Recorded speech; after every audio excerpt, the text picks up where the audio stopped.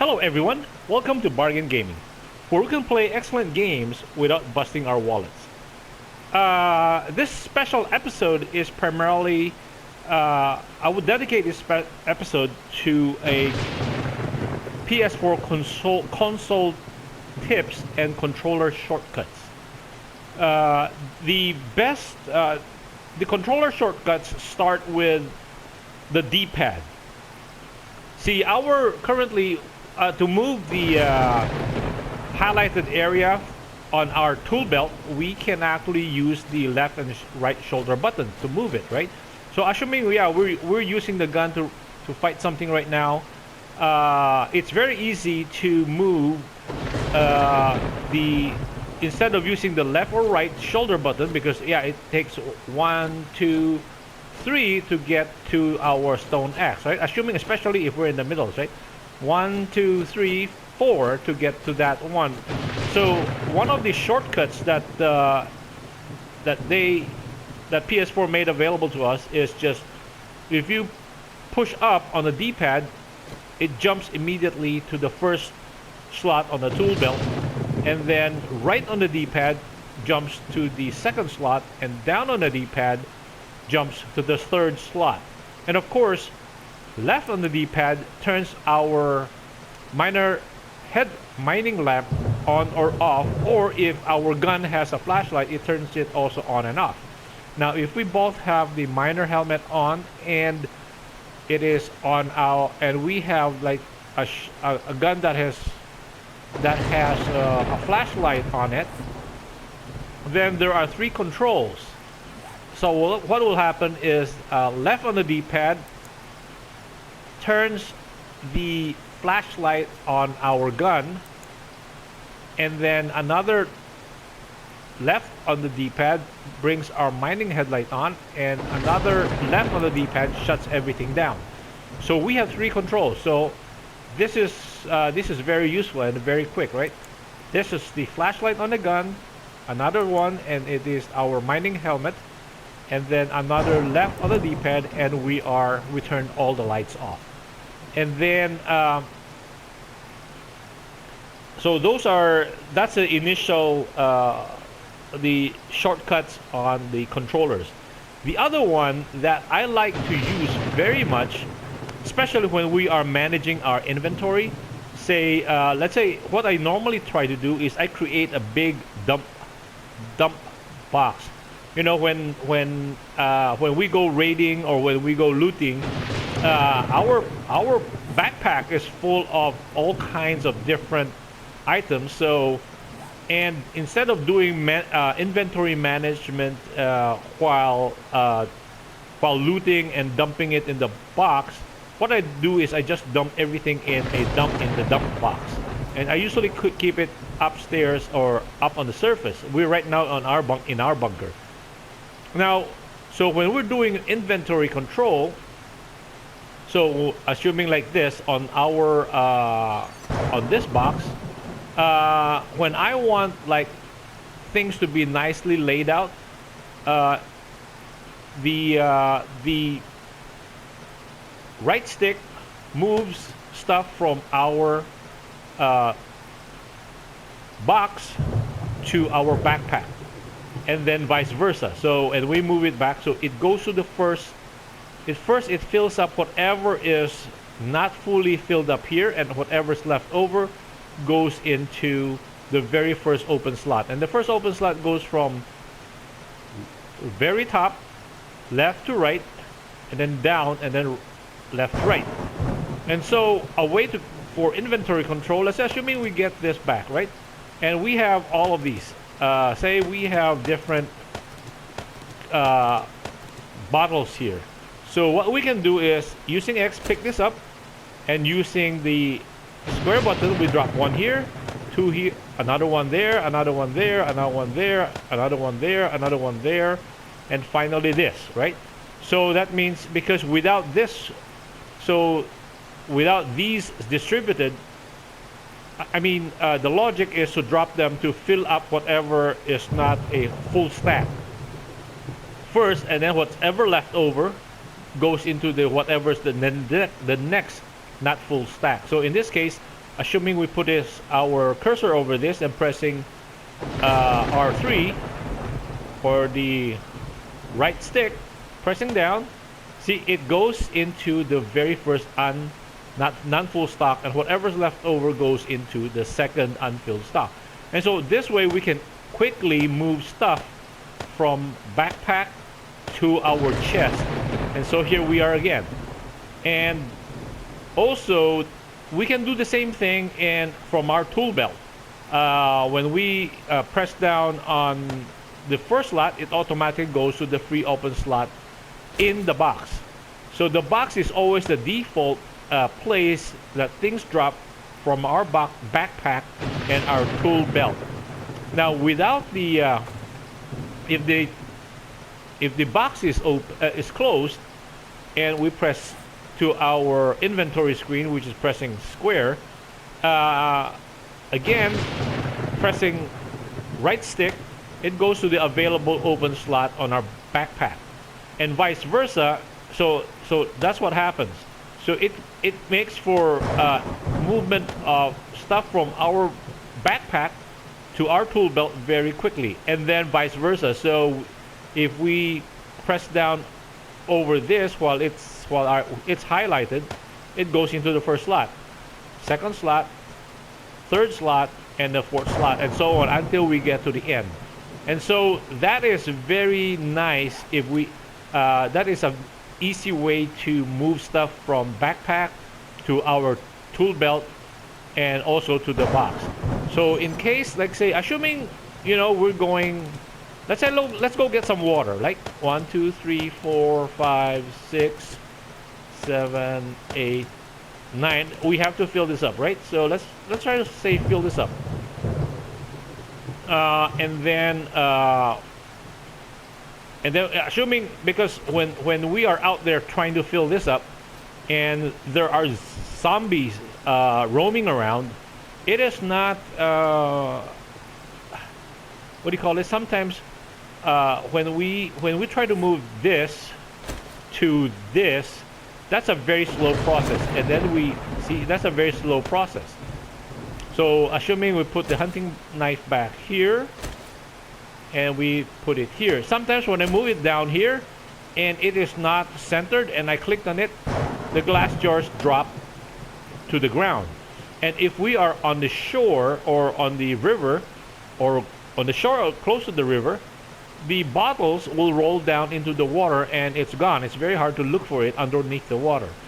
A better way to do it would be for us, for the inventory control on our backpack and tool belt, is just to move the stuff over from our tool belt using R3, and then move the items over like this. Just using R3, we just move it back. And so let's go up and go into the river. This is the quickest way and the most assured way of not dropping any of the items accidentally into the river. I have done that on a couple of occasions, and that is like, it was a pain, and especially it was at the start of the game, and when glass jars are not that many. They're very far. They're few and far in between. So here, let's say we run to the river. In this case, it's just very close by. And assuming there are zombies here, but I've cleared most of them out. So let's say, assuming, we don't see any zombies. Okay, so when we're on the shore, right close here, right? So they slope down into the water.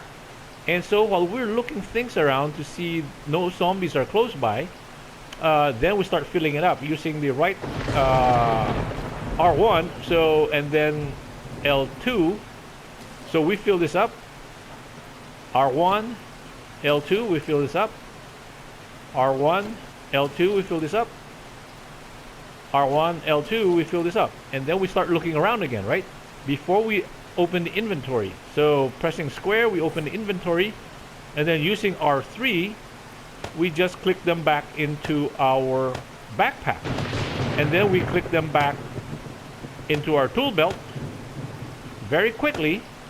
And so we can change our focus into, let's say, that, or especially the shotgun, if we see a zombie approaching.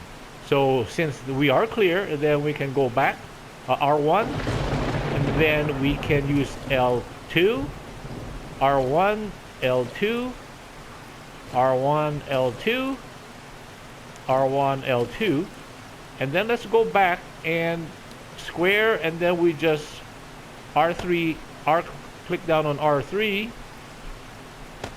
and they go back into a backpack. Very quick.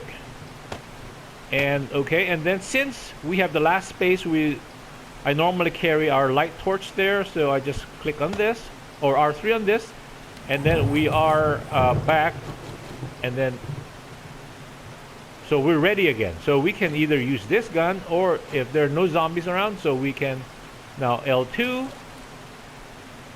R1, L2, R1, L2, and then look around, press square to go to our inventory, and then R3 to click them back into our backpack, and then click our AK-47, our sniper, and then our knife, and then we just use L1 back to our main zombie buster, because that's our main zombie buster, because especially for close-in things, right?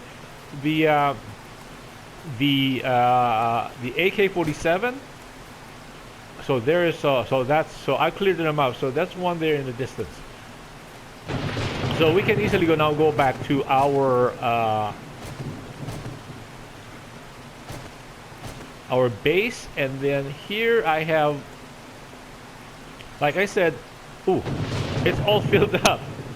This is where what I call my dump box. So I just dump everything in here, so that we can move on immediately. And let's say, assuming, yeah, I still have some space there, right? I can dump all of these in here. Any more space? No more. Okay, no more. Okay, and okay, I have another box here that is primarily filled with construction supplies.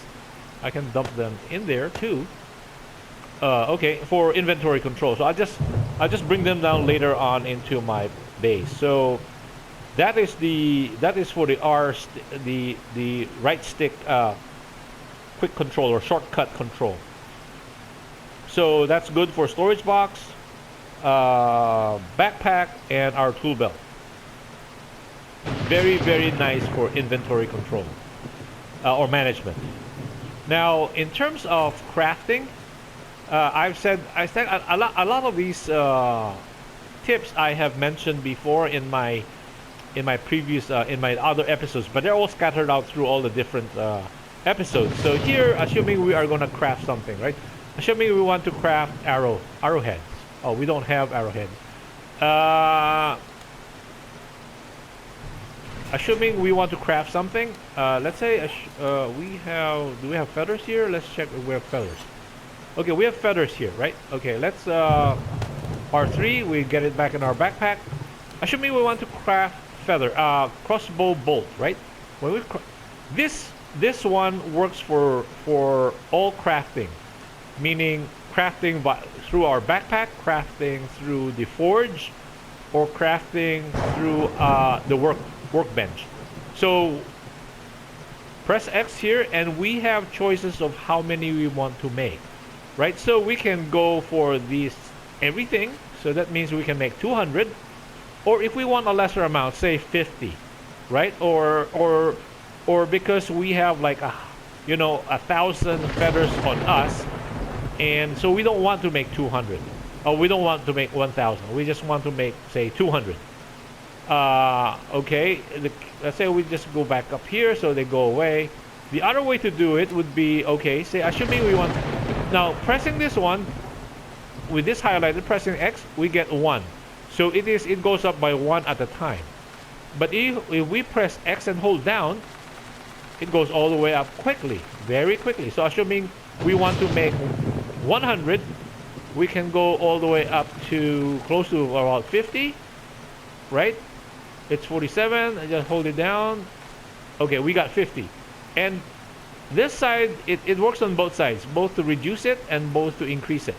So if we hold down X, it also goes down very quickly. And so we can do that, and then so we'll make 40, assuming we don't have the time for that.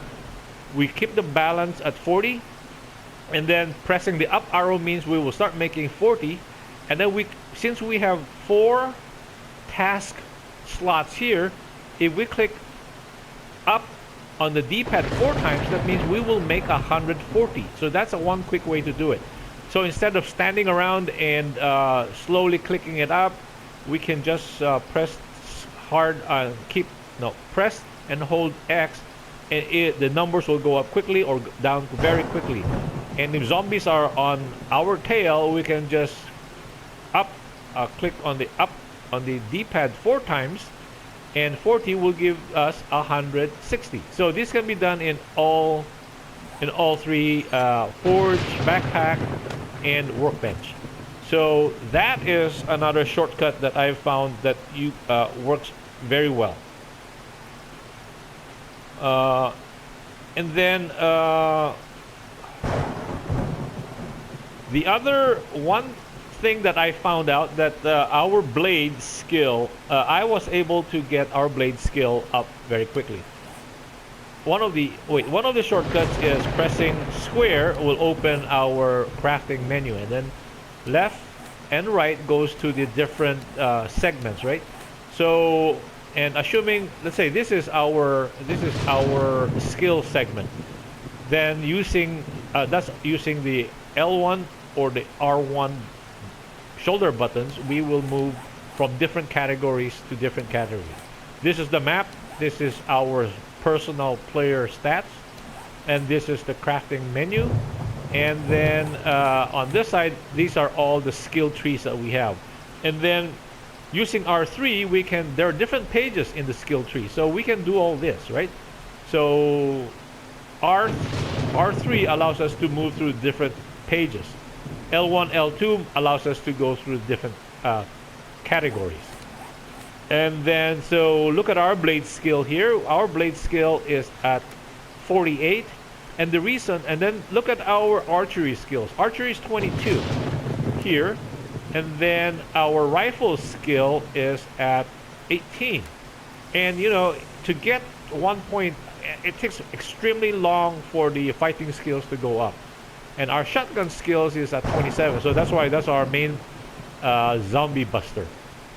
And the reason I was able to get our blade skills very high very quickly is because I use our blade. That's why our blade, our hunting knife, is always equipped. And every time I kill a zombie, and if I have time to do it, I carve it up. So not only do we need, when we carve up game, it automatically increases our blade skill. Carving corpses, any corpses, including dead zombies, will also increase it. And also, getting rid of those gore blocks will minimize, the blood thing or whatever, gore blocks. Lots of gore blocks in an area will also attract zombies. So carving it up minimizes this. And also, the higher our blade skill, the higher is the return in terms of meat received when we carve up game that we kill. Hare and chicken normally return about 4 meat each. Deer is between 5 to 6, depending on your blade skill. And pigs starts out at around 5, 6. And right now I am, with my 40 plus blade skill, I'm getting up to 8 pieces of meat. Okay, another tip for you guys out there is that the desert is one of the friendliest environment in this game. In the desert, it yields eggs, feathers by going for the nests, and then it also has yucca fruit, which we can eat. It doesn't give us much fullness, but it's very good. And there's a lot of yucca plants out there in the desert, and also using our stone axe, especially in the beginning part of the game, we can destroy cactus. And yucca plants produce 1 yucca fruit. Cactuses produce 2 fruits, and also gives us fiber. So this is the desert is a very friendly environment. The other thing about in the desert is that we usually get heated up very fast, right? Unless of course later in the game, like in our character here, we have iron armor. Iron armor has negative insulation over here. Like each piece gives a -5 insulation. So we have 4 pieces on, so that gives us -20. So we can be completely bare, and we can completely take off. Oh, and also the bandana also gives us 5% negative insulation, and also the hat. The hat gives -10 insulation. So 4 pieces of armor gives us -20, the hat -30, and the bandana -5. So we got 35 of. So that with that we can survive in a desert without getting overheated. Now, if we don't have those, you can go down to the desert by following the river, right? Go down through a desert area like here, go down, and then use the river. Every time you get heated up, just jump into the river, and it will cool you down immediately. And then you just proceed along the river on one side, and then come back up on the other side, and we can collect a lot of yucca fruits. 4 yucca fruits plus 1 glass jar can be turned into yucca juice, which also improves our ability to sustain us in the desert, or minimize the heat damage we get. Another thing that helps us mark things is using a waypoint. So like here, a waypoint, you can use a waypoint like over here where our stronghold is. These are the waypoints, right? I put the waypoints here, so R3 moves it down. So that is our entry point on our stronghold, and that's our stronghold, and that's our stronghold right here. And so doing a waypoint would be pressing on this triangle button. It brings up these 2 things we can do. So by clicking on save waypoint, it gives us a list of symbols we want to place on that spot. So that's how to do a waypoint. And then especially early in the game, be very liberal in terms of creating lock boxes and put it all over the place, because you know what, we can come back later and collect whatever's in there, because our backpack is so limited, right? We have only 1 2 3 4 2 4 6 8 4 by 8, then we have only 32 slots, so it's very limited. So create lock boxes, put them, and also doors on houses. And it's a good idea also to mark the doors or mark houses that have like bolts in them, or where we have a security lock box in them, by just putting a torch in front. So in the future when we pass by, oh, that's where we have a lock box, or there's a vault inside that house. Because some houses do have bolts, and bolts are a good source of really good quality loot. Aiming, like I said, in this game, because of the console, aiming is very hard, like up and down. Or first, initially, we can go into the controls, and in the controls you have interface sensitivity. So that's one thing anybody can tinker with to bring the sensitivity down or not. So the other thing is, assuming we are aiming like this, right? Up and down is a little hard, but lateral is easier because we can just use movement. Using the left stick is an easier. We have finer control using the movement rather than our right stick. Right stick, we have no choice. We have up and down, right? Once you get better, you can be on a hill, fighting on a hill, and then going downhill gives you good control, right? Because going down, your aim goes lower, and then going up the hill, backing up, your aim will go higher. So that's one way to do it. Oh, there goes my my timer. So okay, let me continue that in the next episode. I thank you guys for joining me in this episode. I hope you will join me in the next episode. Bye.